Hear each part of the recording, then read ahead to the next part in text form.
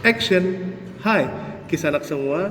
Kembali lagi di channel YouTube ini. Semoga kisah anak semua senantiasa dalam keadaan sehat walafiat dan senantiasa dalam perlindungan Allah SWT, terutama di tengah kondisi COVID-19 yang belum juga reda sampai saat ini. Oke kisah anak semua, sebelum mulai videonya, yang belum sholat, sholat dulu. Karena sholat merupakan hal yang utama bagi manusia di atas muka bumi. Kalau udah sholat, yuk kita tonton berikutnya di Belajar Online.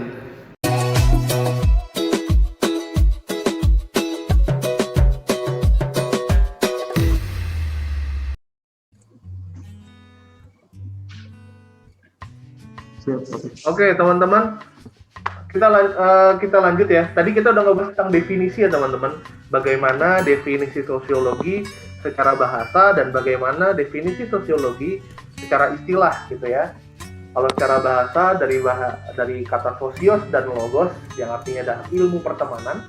Kenapa ilmu pertemanan? Karena dalam pertemanan itu adalah basic paling dasar dari hubungan sesama manusia gitu ya. Karena hubungan antara dua orang itu basic paling dasar. Makanya kemudian dinamakan ilmu pertemanan gitu ya. Nah, lalu secara istilah di sosiologi itu adalah ilmu yang mempelajari hubungan antar manusia gitu ya. Oke, that's definition about sociology gitu ya teman-teman.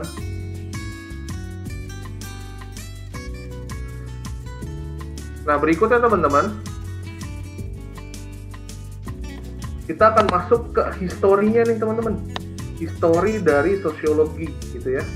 Historinya seperti apa sih gitu ya. Kapan sih nih sosiologi nongol gitu ya. Nah, kalau aku mau nanya ke teman-teman semua, ini akan bernilai 1 poin gitu ya. Bagi teman-teman yang tahu siapa sih penemu sosiologi, yuk unmute yuk yang tahu. 1 poin tambahan for you.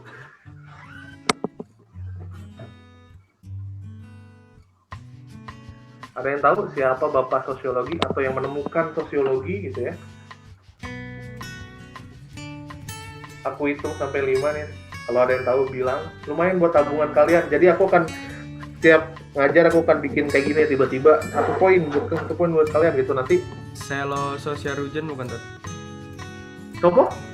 Selo Sosiarujen beda ya? Selo bukan. Oh, itu beda. Selo Sumarjan itu Indonesia. Thank you Fatih usahanya. Oke, Ustaz. Ustaz, Oke. Auguste Comte, ya, nice Zaki. 1 poin for you Zaki, thank you. Oke, benar kata Zaki, bapak sosiologi atau yang menemukan ilmu sosiologi itu namanya adalah Auguste Comte, gitu ya.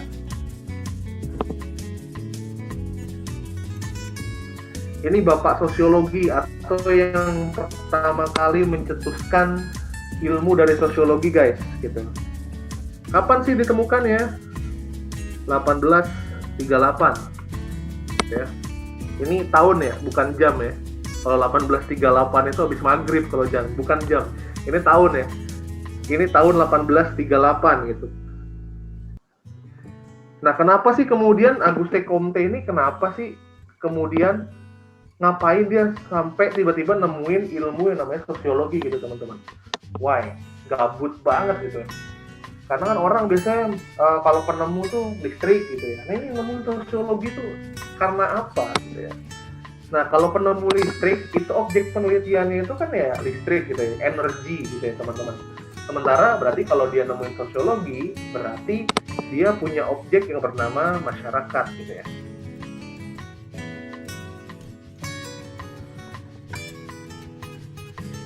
Hasil mengamati masyarakat. Masyarakat mana teman-teman? Masyarakat Eropa.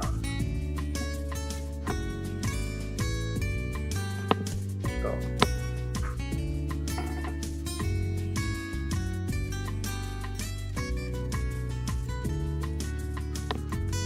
Nah, kenapa kemudian masyarakat Eropa? Karena pada saat itu, pada era 1838, masyarakat Eropa ini baru aja mengalami yang namanya revolusi industri, teman-teman. Yang sebelumnya juga diiringi sama revolusi Prancis di kemudian harinya. Nah, kenapa kemudian kedua hal ini berdampak gitu ya, teman-teman? Revolusi Prancis di Prancis gitu ya, ini berdampak terhadap ideologi manusia gitu, teman-teman. Lalu revolusi industri juga kemudian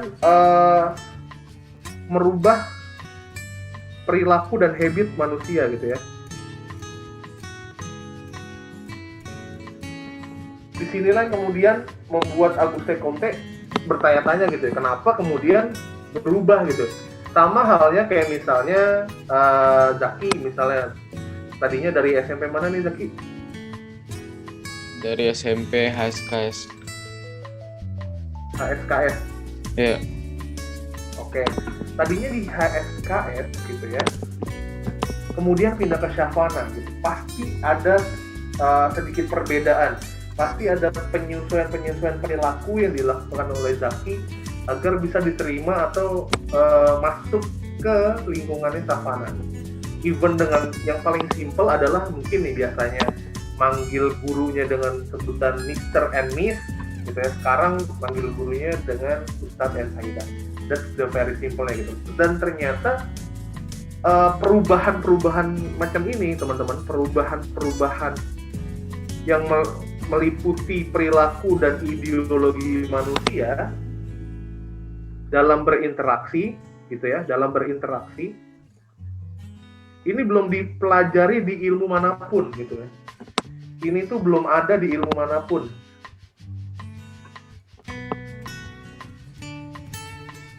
Gitu ya.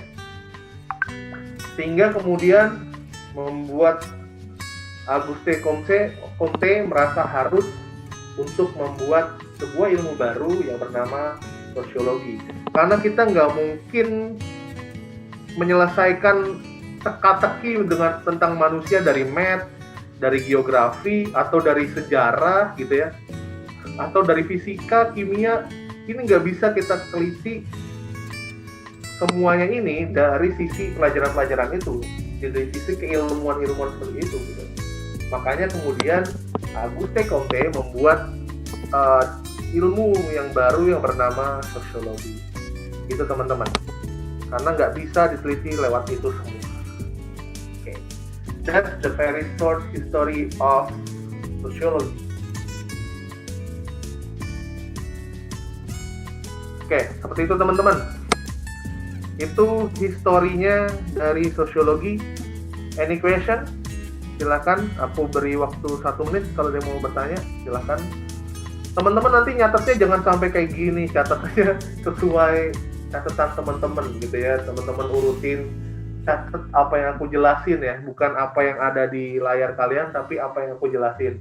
Makanya nge-record ini sangat penting, karena nanti teman-teman kalau miss dari penjelasan yang aku jelasin, teman-teman bisa dengar lagi nih, miss di menit keberapa, miss yang tentang apa gitu ya. Nanti bisa teman-teman dengar ulang ya. Itu teman-teman. Yuk, kalau sekarang ada yang mau tanyain please gitu ya. Saat itu ngapain sih revolusi Prancis, revolusi industri itu kayak gimana sih? Biar bisa ngubah gitu ya. Ada yang tahu bedanya revolusi Prancis dan revolusi industri ya?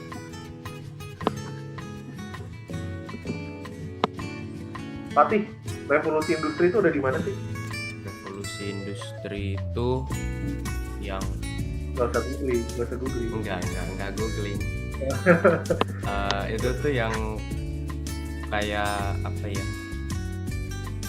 Yang tentang industrial revolution bukan sih? Itu bahasa Inggris. Itu translate doang gitu kayak.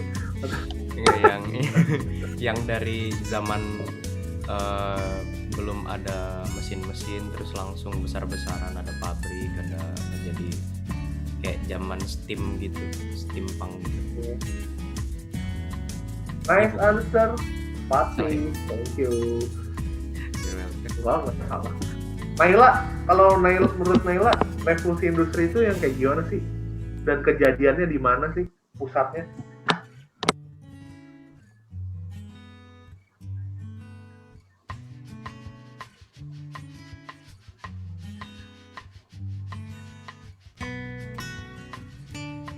Tahu nggak Naila? Ya, jangan googling, santai aja.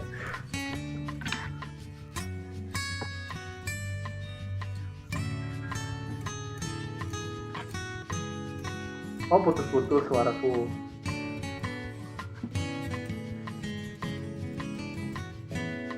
Ya, aku nanya tadi, revolusi industri itu kejadiannya di mana sih dan kayak apa?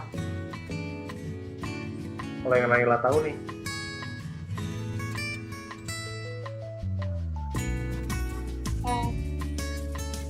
Aku kurang tahu kan. Oke. Kaila tahu nggak? Di Eropa, bener nggak sih? Iya benar. Di negara mana tapi ya?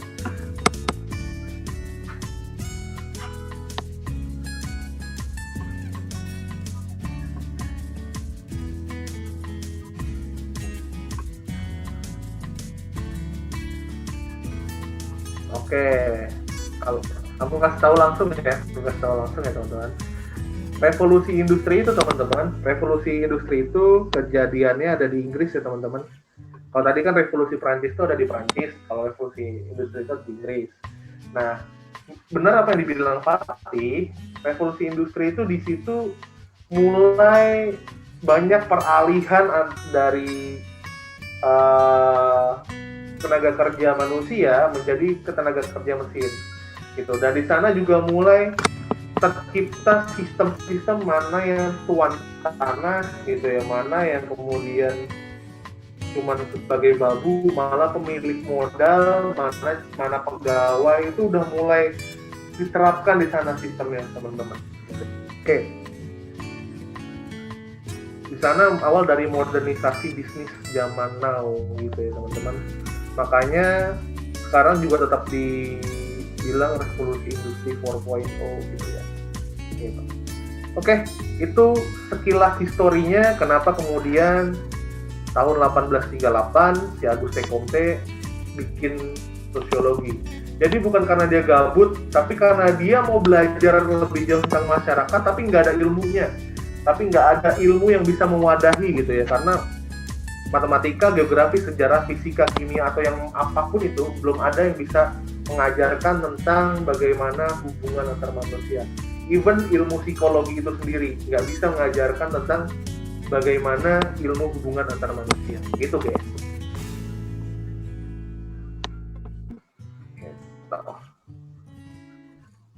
Aku harap kalian bisa memahami ya. Akbar, paham kan? Aman? Paham Bar? Hasan, paham Hasan? Paham, Ustaz.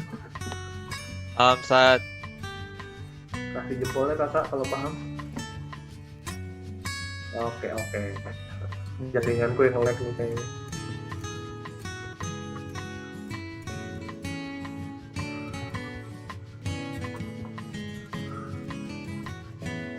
Oke. Kita masuk ke pembahasan berikutnya teman-teman, yaitu tentang karakteristik dari sosiologi.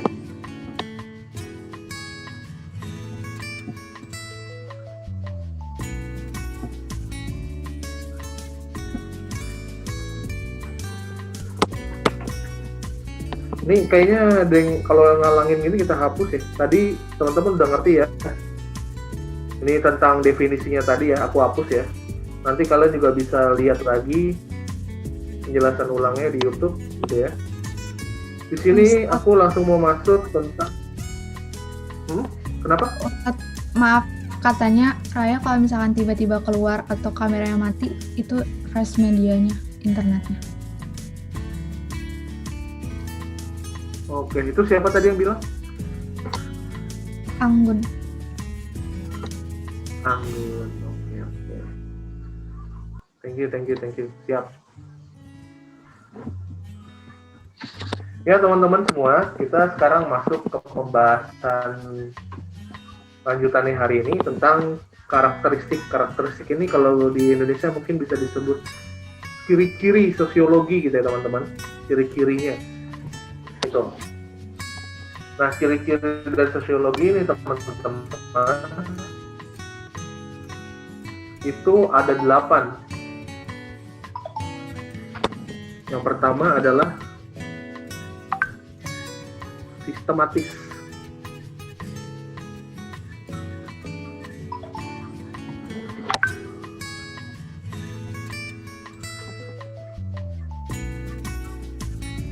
Itu. Nah, yang kedua adalah logis. Sistematis ini gimana sih maksudnya teman-teman? Aku jelasin langsung aja deh. Sistematis ini teman-teman, maksudnya adalah ilmu sosiologi itu bersifat teratur atau rapi gitu ya teman-teman. Jadi kalau kita mau membuat something itu harus ada urutannya gitu ya. Kalau jadi teori sosiologi itu nggak bisa diklaim begitu aja tanpa penelitian, tanpa di sini artinya teratur atau rapi gitu ya, tanpa penelitian lebih lanjut, tanpa pengamatan gitu ya. Jadi misalnya si Jaki nih bilang kalau Fatih itu sombong gitu, padahal kenal juga belum gitu, padahal chattingan juga belum pernah gitu ya, padahal ngobrol bareng juga belum pernah, hanya karena sering lihat Fatih itu diam dengan gayanya yang begitu dibilang sombong gitu. Nah itu sosiologi nggak bisa menerapkan kayak gitu teman-teman, harus tahu dulu gitu ya, harus dimulai dari awal dulu gitu. Makanya sosiologi itu bersifat teratur atau rapi. Nah kedua, bersifat logis, artinya adalah masuk akal ya teman-teman, atau bisa diterima sama akal sehat gitu. Jadi sosiologi ini bukan ilmu yang diraba-raba doang, bukan ilmu. Jadi kalau teman-teman bilang, itu Fatih kenapa ya tiba-tiba jadi diem terus tiba-tiba Naswa bilang, oh kayaknya kesambet deh, gitu. Kayaknya kesurupan roh kakek moyangnya deh, gitu kan. Sosiologi nggak bisa kayak gitu, men. Sosiologi nggak bisa nerima jawaban-jawaban yang non logis, yang nggak bisa diterima sama akal sehat gitu. Sosiologi kalau ngelihat Fatih tiba-tiba jadi pendiam, pasti dia akan mikir pertama yang dilakukan adalah sejak kapan dia jadi pendiam, lalu dengan siapa dia berinteraksi sebelum jadi pendiam. Jadi gitu ya, akan coba dicari tahu jalannya secara logis, tidak menerima jawaban-jawaban mistis atau non logis gitu ya. Gitu teman-teman. Jadi masuk atau bisa diterima akal sehat. Nah lalu yang ketiga, sifat sosiologi itu ada objektif.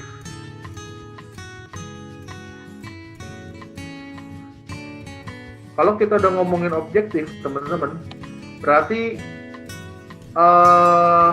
kebenarannya bersifat umum,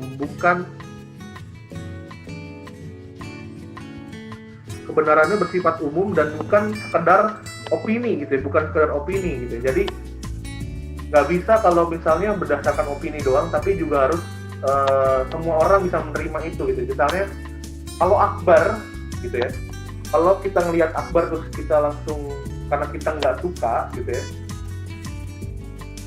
itu kadang kita langsung ngejelek-jelekin akbar gitu ya. Atau kita misalnya kita suka sama akbar, apapun yang dilakukan akbar pasti bagi kita baik. Misalnya Zalfa gitu ya, ngefans sama BTS gitu misalnya gitu. Saat Zalfa menilai BTS ya pasti yang keren-kerennya aja gitu. Sementara kalau sosiologi nggak bisa kayak gitu, men.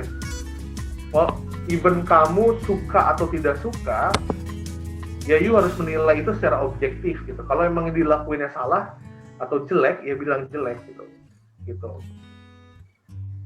Jadi nggak bisa berdasarkan sentimental pribadi gitu ya.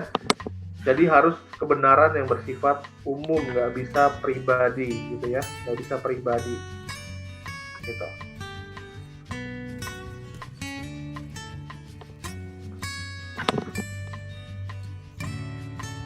Nah, berikutnya yang keempat, sifat sosiologi itu teman-teman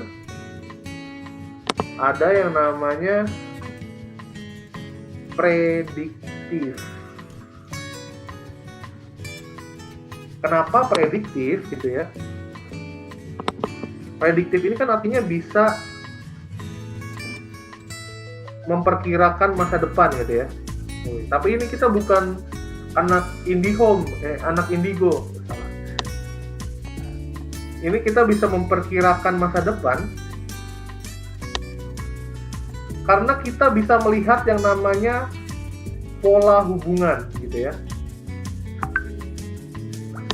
Pola hubungan dari apa? Dari hasil belajar ya teman-teman. Pola hubungan dari hasil belajar sebelumnya. Misalnya gini nih. Misalnya Ahsan dulu di ghosting sama cewek nih gitu ya. Ternyata kemudian Ahsan putus, terus Ahsan deket lagi sama cewek berikutnya nih. Nah, ternyata cewek yang berikutnya ini ada tanda-tanda mau ghosting juga nih. Makanya padahal belum ghosting, tapi ada tanda-tanda yang Ahsan lihat dia bakal ghosting. Wah, nih cewek bakal ghosting nih gitu. Wah, nih cewek bakal PHP nih. Udahlah, gue tinggalin aja gitu. Jadi saat Ahsan udah menemukan pola atau kalian udah menemukan pola, kalian bisa tahu kedepannya akan ada apa gitu ya. Kalian bisa tahu kedepannya bakal bagaimana gitu ya. Gitu, itu contoh sederhananya kalau kalian pernah di PHP-in, pernah di ghostingin, pernah diputusin atau bagaimana, itu pengalaman kalian, itu akan menjadi pola yang menjadi dasar kalian bisa menentukan masa depan kalian bagaimana gitu ya. Misalnya juga yang paling real adalah kalau kalian lihat orang-orang yang males gitu kemudian nggak dapat prestasi apa-apa gitu ya, itu juga bisa kalian jadikan pola gitu ya. Oh, ternyata yang ranking 1 ini pola belajarnya begini. Oh, yang ranking paling terakhir tuh pola belajarnya gini. Itu yang bisa dikatakan sebagai prediktif. That's why sosiologi bersifat prediktif, karena sosiologi mempelajari yang namanya pola gitu. Makanya bisa memprediksi apa yang akan terjadi di masa depan, terutama di kehidupan sosial. Gitu ya teman-teman. Itu sifat sosiologi 1 sampai 4.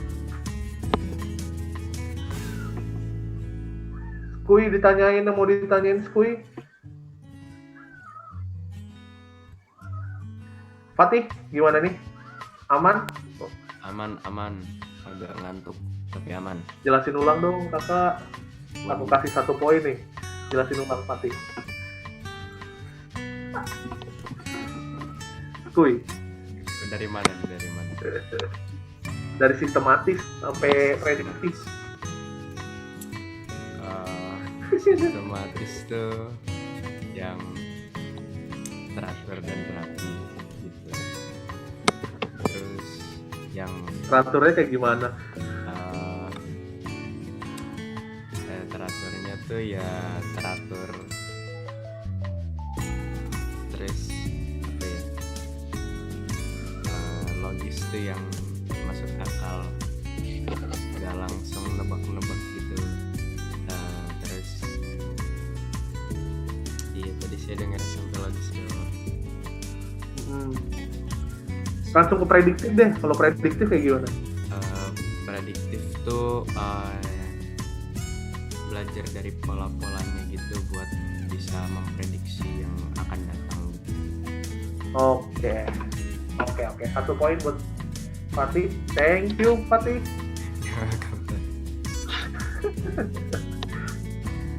Yang lain ready ya? Ini tiba-tiba aku tembak nih, jangan sampai bengong. Oke. Kita masuk ke yang kelima teman-teman.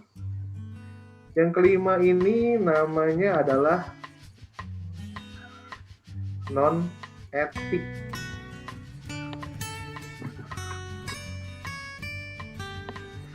Non-etik ini artinya adalah bebas nilai. Bebas nilai ini apa? Maksudnya adalah bebas dari pandangan individu.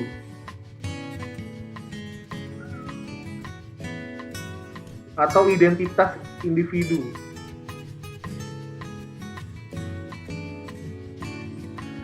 Maksudnya gimana nih bebas dari identitas individu gitu. Jadi misalnya Dion itu orang Jawa misalnya.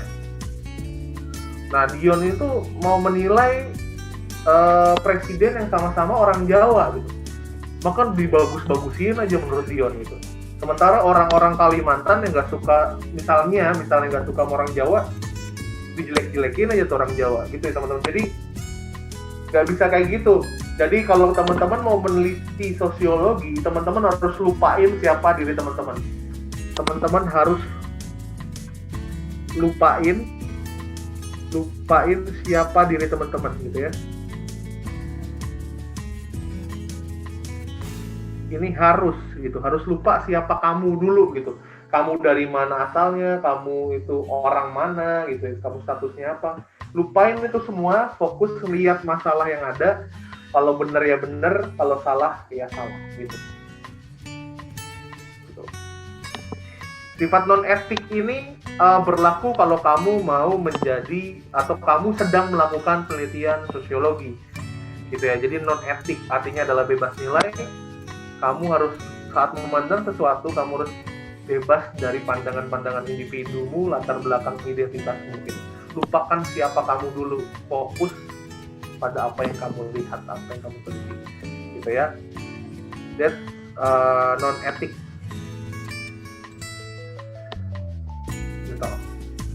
Nah, lalu berikutnya ada sifat yang keenam, namanya empiris. Gitu. Nah, empiris ini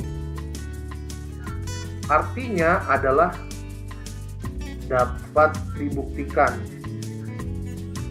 Gitu. Jadi sosiologi ini anti hoax teman-teman, anti hoax gitu ya, anti hoax. Jadi kalau teman-teman dapat informasi yang nggak bisa dibuktikan, sosiologi nggak akan pernah dengerin gitu ya. Misalnya si Rifat kemudian bilang ke aku nih gini, si Fatih jadi gila tiba-tiba gitu ya. Jadi gila kenapa gitu? Tiba-tiba dia main drum kagak karu-karuan gitu, musiknya kagak enak gitu. Nah, sementara aku nggak melihat buktinya gitu. Aku nggak ngelihat Fatih itu beneran jadi gila atau dia cuma lagi kesel gitu. Aku nggak bisa langsung percaya pada seperti itu. Nah, makanya sosiologi nggak boleh mengambil data gitu yang tidak bisa dibuktikan. Nggak boleh. Semua harus dapat dibuktikan. Gitu ya data-datanya teman-teman. Ini nggak aku tulis ya. Nanti penjelasannya bisa kalian dengar ulang di YouTube. Gitu. Itu sifat sosiologi yang keenam, yaitu empiris. Sementara ada dua lagi teman-teman, yaitu teoritis sama kumulatif.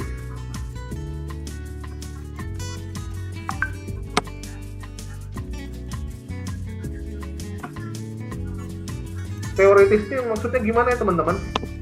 Teoritis ini sudah berdasarkan penelitian gitu ya.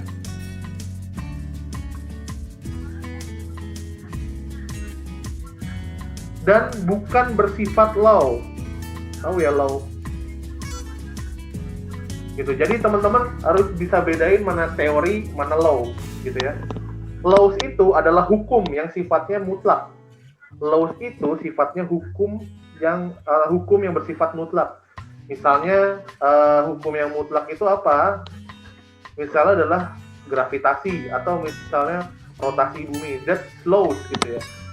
Gravitation laws, bukan gravitation theory. Sementara kalau teori sifatnya lebih lemah daripada law. Kenapa begitu? Karena kenapa sosiologi kemudian hanya bersifat teoritis bukan law? Karena human being itu bersifat dynamic gitu. Human being bersifat different di setiap tempatnya gitu teman-teman. Jadi bisa jadi teori yang berlaku di daerah A belum tentu bisa berlaku di daerah lain. Karena punya pola hubungan yang berbeda-beda, karena punya dinamika kehidupan yang beda-beda gitu. Seperti itu teman-teman. Makanya sosiologi bisa bersifat teoritis, bahkan nantinya ada satu sama lain teori yang saling bertentangan. Karena tempat penelitiannya pun beda, lingkungannya pun beda. Karena sosiologi mengamati hubungan antar manusia, dan manusia itu bersifat dynamic and different. Gitu ya teman-teman, hubungannya beda di setiap tempat. Nggak usah jauh-jauh keluar negeri gitu ya, bahkan antara Sunda dan Jawa aja gitu ya, misalnya bahasa aja beda gitu ya, arti kata, walaupun katanya sama-sama atos nih, atos di Jawa itu berarti keras, di Sunda itu berarti udah, itu sudah beda banget gitu. Makanya sosiologi nggak pernah bisa jadi laws, bersifat teoritis, karena hubungan manusia atau masyarakat itu dynamic gitu ya, and different gitu teman-teman. Yang terakhir adalah kumulatif. Maksudnya apa? Kumulatif ini artinya adalah melengkapi atau menggantikan teori yang udah ada. Melengkapi atau menggantikan teori yang udah ada teman-teman. That's called kumulatif. Makanya tadi aku bilang ya, misalnya Rifat meneliti di Inggris, lalu Fatih meneliti di Cisauk gitu, pasti beda hubungannya, beneran dah gitu. Antara masyarakat London dan Cisauk itu pasti beda gitu pola hubungannya. Makanya kemudian bisa saling melengkapi. Oh ternyata ini teori London, ini teori Cisauk by Fatih gitu. Ini teori London by Rifat gitu. Itu bersifat melengkapi atau menggantikan gitu. Jadi misalnya kalau kita di IPA kita bisa tahu bagaimana ada teori nebula, ada teori Big Bang gitu. Mana bukti-bukti yang lebih komprehensif, yang lebih terbaru bisa menggantikan teori yang lama. Dan lagi-lagi ini berkaitan sama sifat ketujuh bahwa sosiologi itu bersifat teoritis, makanya bisa bersifat kumulatif. Kalau dia laws, dia tidak bisa bersifat kumulatif. Gitu teman-teman. Itu that's all of our agenda today. That's all of our lesson today about sociology. Gitu ya. Tentang sejarahnya dari mana, karakteristiknya ada apa aja. Gitu teman-teman. Sekarang aku mau tanya ke Rayana. Kalian jelasin ulang dong antara sifat nomor 7 dan nomor 8. 1 point for you kalau you benar. Kuy Ryan. Oke, nomor 7 sama 8 ya Ustaz. Oke. Bentar. Teoritis. Jelasin ya, bukan baca nih. Jadi penelitian tentang law, hukum maksudnya.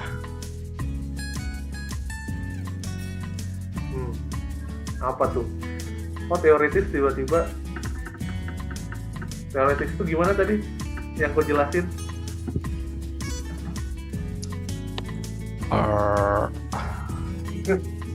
Teori dan law itu beda. Ayo, gimana tadi perbedaannya yang gue jelasin? Teoritis.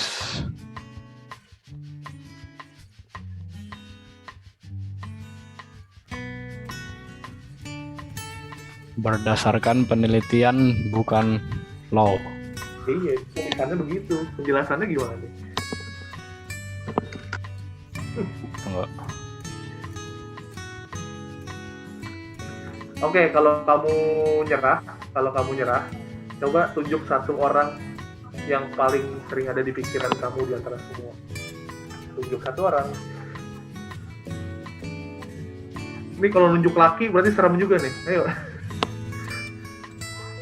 Ayo Ryan, tunjuk satu orang. Gak apa-apa deh, siapa aja deh, mau laki mau cewek. Siapa aja. Oke, Akbar deh. Bar. Siap. Ya. 7 sama 8 ya?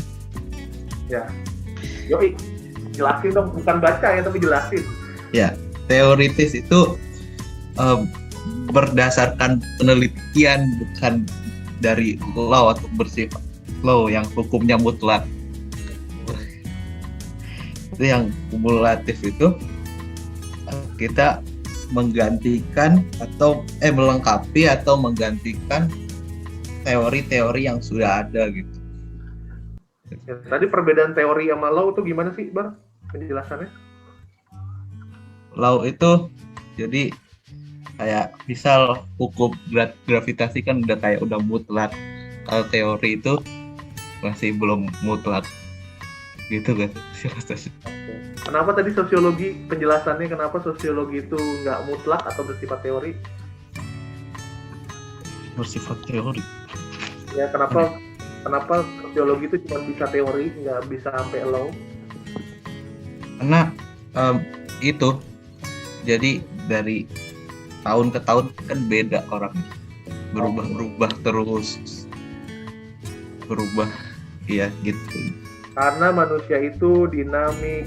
Iya, dinamik. Different. Oke, thank you. Point for you, Akbar. Nanti hari ini berdapat poin. Ada Zaki, ada Akbar, ada Fatih. Oke, thank you semua. Cukup sekian sampai hari ini. Nanti kalian istirahat sampai jam 11 ya. Gitu. Jadi kalau ditanya, ya tadi Ustaz Marwan udah pakai jam istirahatnya sampai jam 10. Kalian istirahat sampai jam 11. Oke, thank you semua. That's all for me. Aku harap kalian bisa mengerti. Kalau belum ada yang di ngertiin, kalian bisa japri via WhatsApp. Feel free to ask. Tadi yang mana yang kelewat bilang, gitu ya. Nanti pun akan ada di YouTube penjelasannya yang mana. Link YouTube-nya nanti aku share di @modo, teman-teman. Oke? Thank you semua. Assalamualaikum warahmatullahi wabarakatuh. Waalaikumsalam. Waalaikumsalam warahmatullahi Waalaikumsalam warahmatullahi wabarakatuh. Yap. Thank you semua. Semoga videonya bermanfaat ya. Bagi teman-teman yang belum like dan subscribe, silahkan di-subscribe biar teman-teman nggak ketinggalan ilmu-ilmu sosiologi ke depannya. Oke semua, semoga sehat selalu. Bye Max Kisanak.